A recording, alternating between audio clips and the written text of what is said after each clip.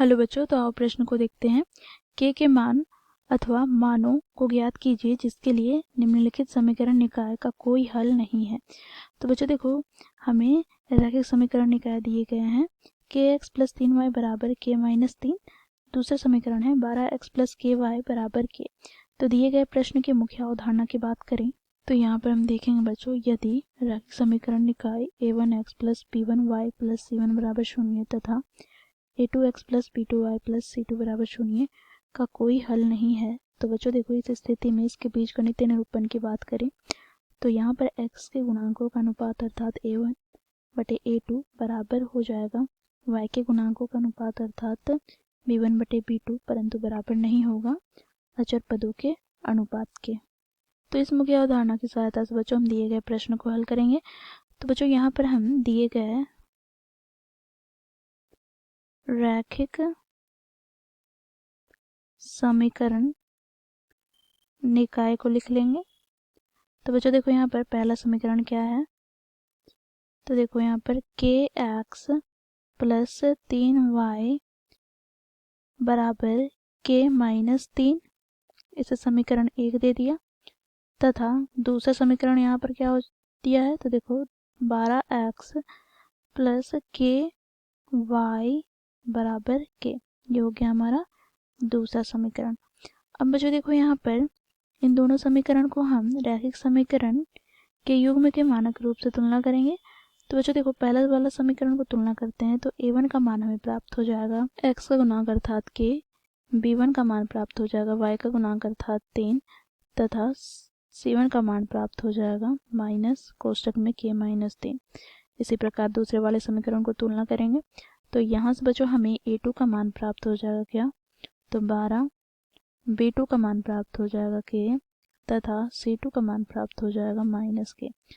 अब क्योंकि प्रश्न में हमें दिया गया है दिए गए समीकरण निकाय का कोई हल नहीं है, तो बच्चों देखो इस स्थिति में बच्चों हमें बीजगणितीय निरूपण किस प्रकार प्राप्त होता है। तो मुख्य अवधारणा में हम लोगों ने देखा a1 बटे a2 बराबर होता है b1 बटे b2 के, परंतु बराबर नहीं होता है c1 बटे c2 के। अब बच्चों यहाँ पर हम मान रखेंगे तो देखो a1 का मान क्या है, तो k बटे a2 का मान क्या है 12 बराबर b1 का मान क्या है, तो 3 बटे b2 का मान क्या है, तो k बराबर यहाँ से c1 का मान क्या है, तो माइनस k माइनस 3 बटे में c2 का मान क्या है, तो माइनस k। अब बच्चों देखो यहाँ पर क्योंकि हमें दिए गए समीकरण निकाय का कोई हल नहीं है, तो इसके लिए बच्चों हमें क्या करना होगा, देखो यहाँ पर दूसरा अनुपात और तीसरा अनुपात बराबर नहीं है तो इसे हम लेकर चलेंगे, क्योंकि हमें k का वह मान ज्ञात करना है जिन मानों पर दिए गए समीकरण निकाय का कोई हल नहीं है। ठीक है, तो बच्चों देखो यहाँ से हमें क्या प्राप्त हो जाएगा, तो 3 बटे k बराबर नहीं है k माइनस 3 बटे k के। बच्चों यहाँ पर अब हम त्रिय गुना करेंगे तो यहाँ से 3k बराबर नहीं होगा k गुनी k माइनस 3 के।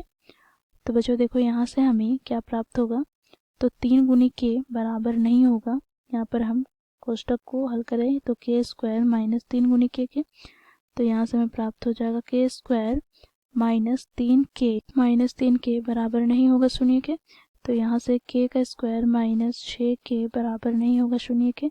तो इन दोनों पदों से हम k उभयनिष्ठ निकालेंगे तो k माइनस 6 बराबर नहीं होगा शून्य के, अर्थात यहाँ से हम कह सकते हैं k शून्य के बराबर नहीं होगा, साथ ही k प्लस 6 के बराबर नहीं होगा। तो यहाँ से हम निष्कर्ष निकालते हैं